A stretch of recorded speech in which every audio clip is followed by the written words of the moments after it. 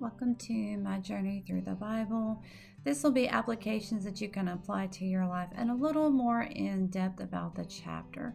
So we are in Exodus 11, 1 through 10. And Moses told Pharaoh that there would be a very distinct difference between the Hebrews and the Egyptians. Now, Moses could see the distinction between the two very quickly. And Pharaoh just kind of refused to see the difference. And the Hebrews, they just saw the distinction between freedom and slavery.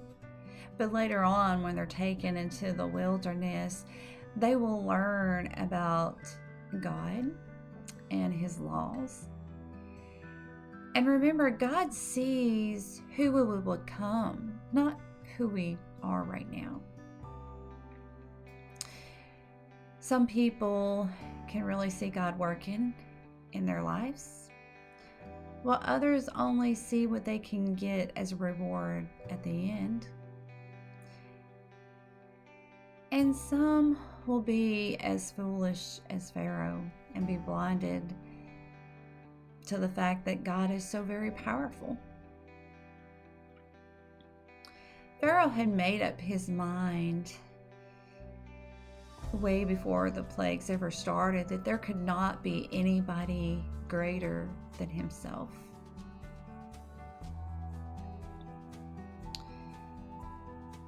And his stubborn belief would lead to a lot of heartache and destruction. And even all the loss of the land, cattle, and the diseases that came, it didn't soften Pharaoh's heart.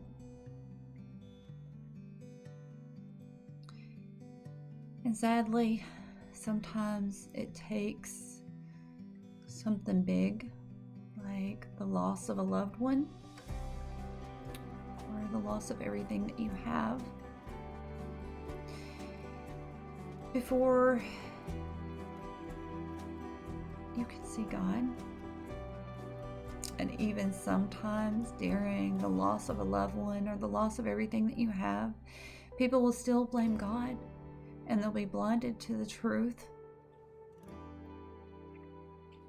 They will refuse to listen to reason.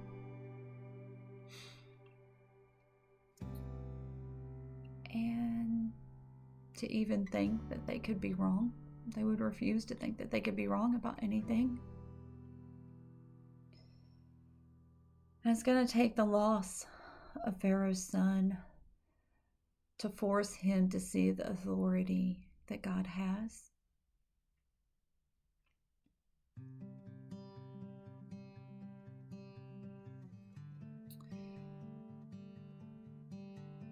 But even through this, Pharaoh just wanted God to leave him alone, to leave his country alone.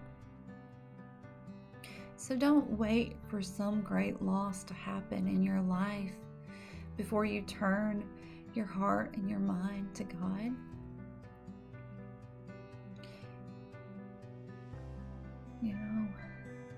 Reach out to God before some of these major things happen to you.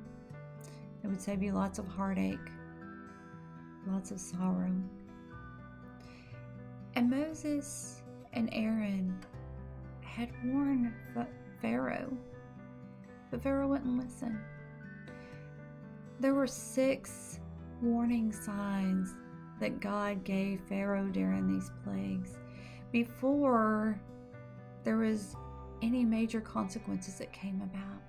But Pharaoh refused to acknowledge God and His authority and who He was. And then God passed judgment.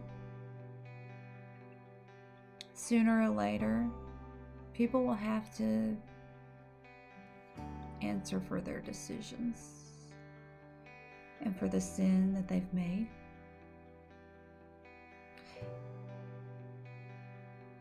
Now, when it was evident that Pharaoh was not going to change, his mind or his decisions. Then God confirmed Pharaoh's pride,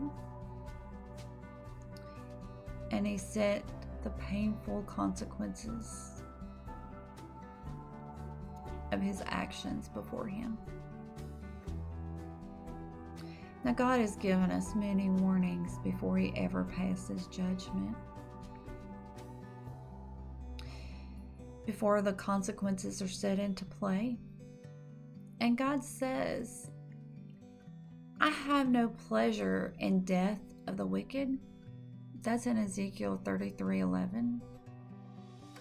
God wants us all to come to him and to worship him.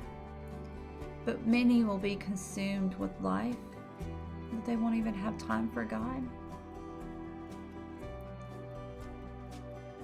And others will try to make time for God, but their schedules are going to be so full and they're going to be pulled in so many different directions that they're going to find out that they chose everything but God. And some are self-centered that they'll be blinded to who God is at all.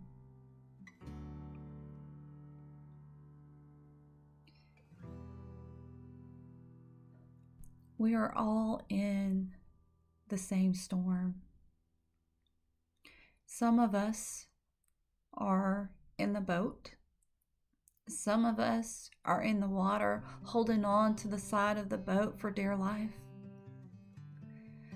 Some of us have drifted so far from the boat, but yet we can still see it in sight. And so we're going to work so desperately hard to swim against the current so that we can get back to the boat.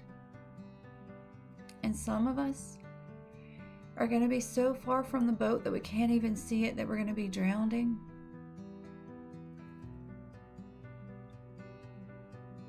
Which one are you? May God be with you in everything and in every way.